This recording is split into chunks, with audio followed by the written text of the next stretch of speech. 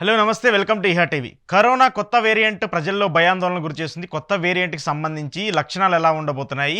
ఈ యొక్క కొత్త వేరియంట్‌కి సంబంధించి ఎలాంటి ప్రికాషన్స్ తీసుకోవాలనే దాని గురించి మాట్లాడదాం. మనతో పాటు లైవ్‌లో పార్టిసిపేట్ చేస్తున్నారు డాక్టర్ విజయభాస్కర్ గారు. విజయభాస్కర్ గారు నమస్తే. నమస్కారం అండి. సార్ ఈ కరోనా కొత్త వేరియంట్ గురించి ఏంటి అసలు పరిస్థితి ఎలా ఉండబోతుంది? గతంలో ఉన్న వేరియంట్స్‌కి, ఈ వేరియంట్స్‌కి మధ్య డిఫరెన్స్ ఏంటి సార్? గత 3 సంవత్సరాల నుంచి మనం కోవిడ్-19 అనే వైరస్ ప్రపంచంతో వ్యాప్తి చెందడం, మధ్యలో 2 సార్లు లాక్‌డౌన్ పెట్టడం, కొంత మేరకు ప్రపంచం అంతా గడగడలాడించింది. అలాగే ఈ మధ్య 6 నెలల నుంచి మనకు హాయిగా ఉందనుకునే తరుణంలో మళ్ళీ ఒక కొత్త వైరస్ సింగపూర్, సౌత్ ఏషియన్ కంట్రీస్‌లలో JN1 అనే వైరస్ వ్యాప్తి చెందడం కొంత భయాందోళన సృష్టిస్తుంది. అలాగే అమెరికాలో HN1 అనే వైరస్ కూడా వ్యాప్తి చెందింది. ఇక్కడ ఏదైతే JN1 వైరస్ కేరళ నుంచి ఇతరత్ర రాష్ట్రాలకు పాకుతుందో, ఈ వైరస్ ఆల్రెడీ మనకు కోవిడ్ లో ఒమిక్రాన్ వేరియంట్ యొక్క సబ్లివేజ్ దాని ఫ్యామిలీకి సంబంధించిన సేమ్ వైరస్ కానీ కొంచెం మార్ఫలాజికల్ చేంజెస్ తోటి మళ్ళీ కొత్తగా మనకు కేరళ నుంచి అన్ని రాష్ట్రాలలో స్ప్రెడ్ అవుతుంది. ఆల్రెడీ మనకి ఇండియాలో ఇప్పటి వరకు 6,000 కేసులు రికార్డ్ అయినట్టుగా, అందులో కేరళలో 2,900 కేసులు రికార్డ్ అయినాయి. మన తెలంగాణలో దాదాపుగా 16 కేసులు రికార్డ్ అయినాయి. అందులో నీలోఫర్ లో ఇప్పుడు లేటెస్ట్ గా ఒక బేబీకి కూడా ఈ కోవిడ్ JN1 వైరస్ అనేది వ్యాప్తి చెందడం కొంత మేరకు ఆందోళన సృష్టిస్తుంది. సో ఇప్పుడు ఏంటి సార్, ఇప్పుడు ముఖ్యంగా గతంలో చూసుకుంటే కూడా మన కరోనాకి సంబంధించి ఫస్ట్ కేసు నమోదైంది కూడా కేరళలోనే. ఎందుకంటే ఫస్ట్ కరోనా వచ్చినప్పుడు. ఎందుకు కరోనాలోనే ఎక్కువ కేసెస్ డిటెక్ట్ అవ్వడానికి అక్కడ పాసిబిలిటీస్ ఎందుకు ఉంటున్నాయి? ఎందుకంటే యాక్చువల్లీ మనకు ఇంటర్నేషనల్ ట్రావెలర్స్ ఎక్కువగా కేరళ త్రూ ఎక్కువగా వస్తుంటారు. అందులో సౌత్ ఏషియన్ కంట్రీ నుంచి కేరళైట్స్ చాలా మంది సౌత్ ఏషియా దేశాలలో పనిచేస్తారు కాబట్టి అక్కడ నుంచి మనకు ట్రావెలర్స్ ఎక్కువ ఉంటారు కాబట్టి మనకు ఎంట్రీ పాయింట్ ఎప్పుడు చూసినా అక్కడ నుంచే కేసెస్ నమోదవుతాయి. ఆ తర్వాత కర్ణాటక, కేరళ నుంచి తమిళనాడు, తెలంగాణ, ఆంధ్ర ఇలా స్ప్రెడ్ అవుతుంటాయి. కొన్ని గుజరాత్ అటు సైడ్ కూడా కేసెస్ మనం ఎక్కువగా నమోదవడం చూస్తాము. సో ఇలా మనకు ఈ కేరళ నుంచి మనకు ఇంటర్నల్ గా మనకు ఎక్కువగా స్ప్రెడ్ అయ్యే ఆస్కారం ఉంటుంది. ఎందుకంటే అటు షిప్ బేస్డ్ అలాగే ఫ్లైట్ బేస్డ్ ట్రావెలర్స్ ఎక్కువ ఉంటారు కాబట్టి. సో ఏంటి సార్ ఈ కొత్త వేరియంట్‌కి సంబంధించి సింప్టమ్స్ ఎలా ఉండబోతున్నాయి? దీనికి సంబంధించి ఎలాంటి సింప్టమ్స్ ఉంటే ఈ వైరస్‌ని ఫైండ్ ఔట్ చేయొచ్చు? యాజ్ ఇట్ ఈస్ గా nothing difference compare to flu disease అండి. మనకు ఎప్పుడైతే చలికాలం, వర్షాకాలంలో సీజనల్ డిజీజెస్ లైక్ అంటే మనకి ఎక్కువగా జలుబు, దగ్గు, జ్వరము, తలనొప్పి, పడిసము ఇవన్నీ పడతాయి. ఎలాగైతే గొంతు నొప్పి ఇవన్నీ ఉంటాయి. అలాగే ఈ యొక్క JN1 వైరస్ యొక్క లక్షణాలు వాటితో పాటు బాడీ పెయిన్స్, లెథార్జిక్, ఫటిగ్ అవడము, అంతేకాకుండా బాడీ జాయింట్ పెయిన్స్, దానికి తోడు upper respiratory, lower respiratory spread అయినప్పుడు ఆయాసము, ఊపిరాడకపోవడం, ఆక్సిజన్ సాచురేషన్ పడిపోవడం అలా మనకు లక్షణాలతో ఉంటాయి.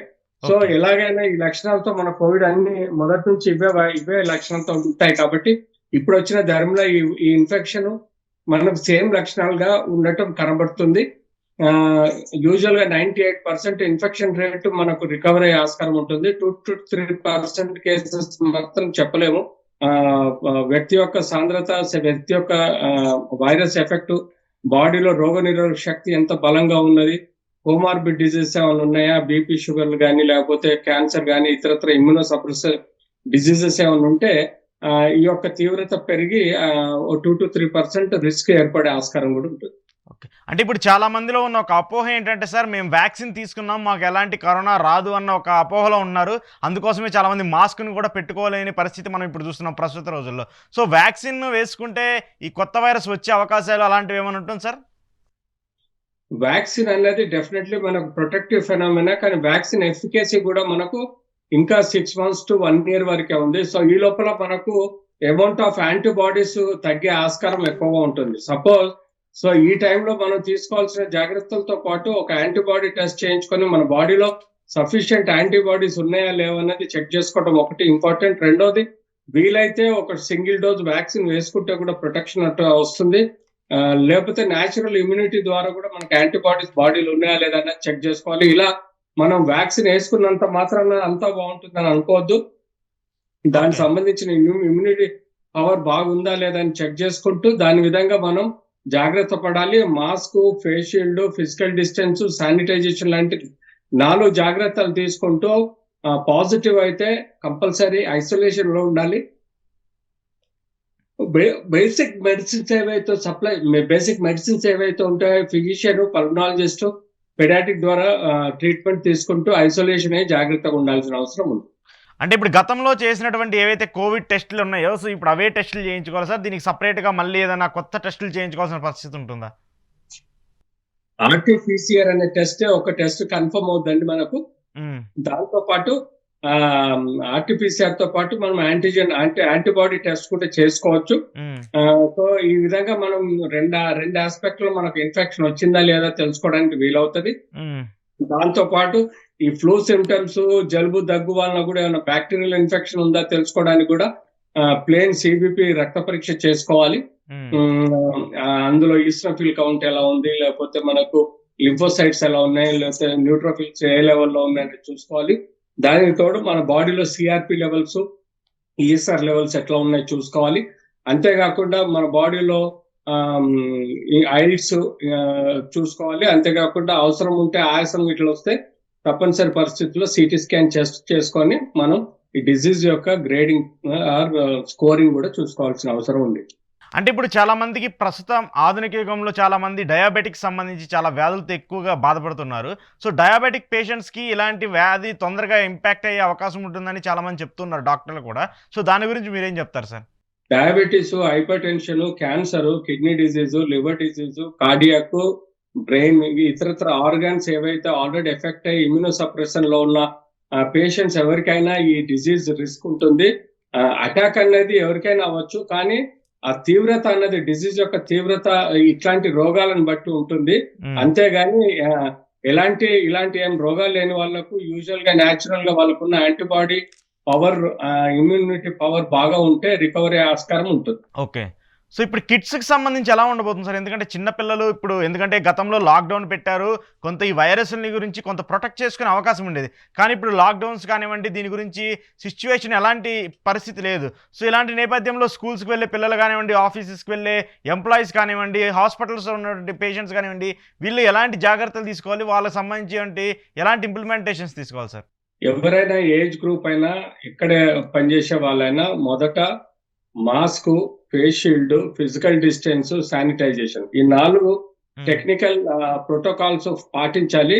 అవి ఈజియెస్ట్ అండ్ ఖర్చు లేని విషయాల్లో చేసుకున్న జాగ్రత్తలు కాబట్టి ఆ కేర్ తీసుకోవాలి.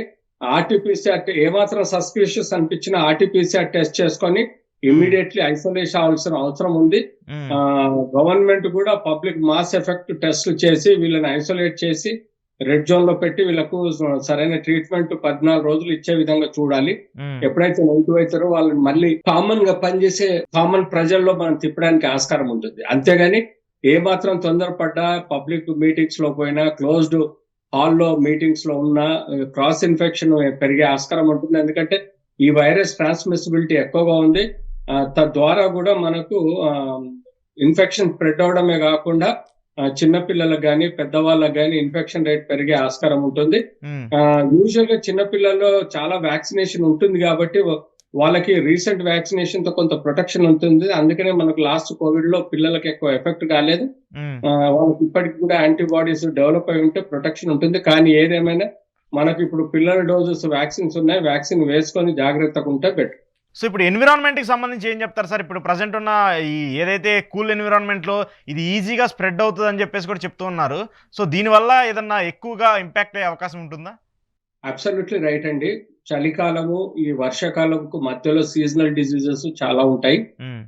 బ్రీడింగ్ ఎక్కువ ఈ వైరస్ బ్రీడింగ్ అయ్యేది, వైరస్ ట్రాన్స్మిషన్ అయ్యేది ఈ లో టెంపరేచర్స్ లో, చల్లటి వెదర్ లో ఎక్కువగా స్ప్రెడ్ అయ్యే ఆస్కారం ఉంటుంది. కాబట్టి ఇలాంటి వాతావరణంలో మనం ఓన్లీ కోవిడ్ అనే కాదు, జలుబు, దగ్గు లాంటి ఫ్లూ డిసీజెస్ కు, న్యూమోనియాకు లోనే ఆస్కారం ఉంటుంది. కాబట్టి ఈ టైంలో మనం తీసుకోవాల్సిన జాగ్రత్తలు వెచ్చగా ఉండే విధంగా, అంతేకాకుండా చలికాలికి కానీ, చలిగాలికి కానీ, చలి నీళ్ళకి కానీ ఎక్స్పోజ్ కాకుండా చూసుకోవాలి.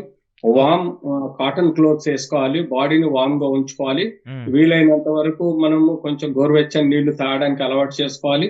దానికి తోడు ఎక్కడ బయట తిరగకుండా వీలైనంత వరకు రగ్గులు కానీ, బ్లాంకెట్స్ కానీ కప్పుకొని ప్రొటెక్ట్ చేసుకునే విధంగా ఉండాలి. ఇది ఫ్లూకు అలాగే ఫ్లూ లాంటి డిసీజ్ అయిన ఈవెన్ ఈ కోవిడ్ కూడా మనం ప్రొటెక్షన్ పొందవచ్చు. ఓకే.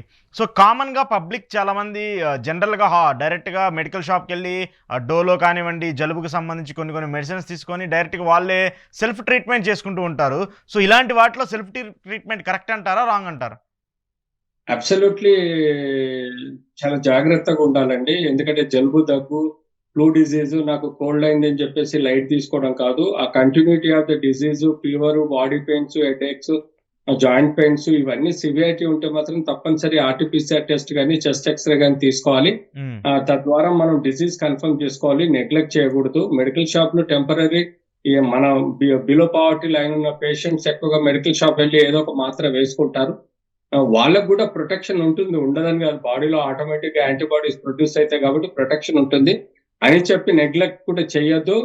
వాళ్ళ ఇష్టం వచ్చినట్టు మెడిసిన్స్ వాడటం వల్ల గాని, ఇంకేదైనా అవటం వల్ల గాని మనకు రిస్క్ కూడా ఉంటుంది. సో ఖచ్చితంగా డాక్టర్ చెప్పినటువంటి ప్రికాషన్స్ ప్రతి ఒక్కరు పాటించాలి. మాస్క్‌ని తప్పనిసరిగా వాడాలి. అలాగే ఫేస్ కవర్ అయ్యే విధంగా బయటికి వెళ్ళేవాళ్ళు గాని, ఎందుకో జనాలు ఎక్కువగా గుమిగూడే ప్రదేశాలు ఏవైతే ఉంటాయో వాటికి మాత్రం కొంచెం దూరంగా ఉండాలి అని చెప్పేసి డాక్టర్లు చెప్తున్నారు. అలాగే ఎవరైతే సెల్ఫ్ ట్రీట్మెంట్ అనేది మంచిది కాదు. జలుబు కానివ్వండి, దగ్గు కానివ్వండి, జ్వరం కానివ్వండి, ఇలా చిన్న చిన్న ఇబ్బందులు వచ్చినప్పుడు బాడీలో ఖచ్చితంగా డాక్టర్ దగ్గరికి వెళ్ళాలి. ఆర్‌టిపిసిఆర్ టెస్ట్ కంపల్సరీ చేసుకోవాలని చెప్పేసి డాక్టర్లు చెప్తున్నారు.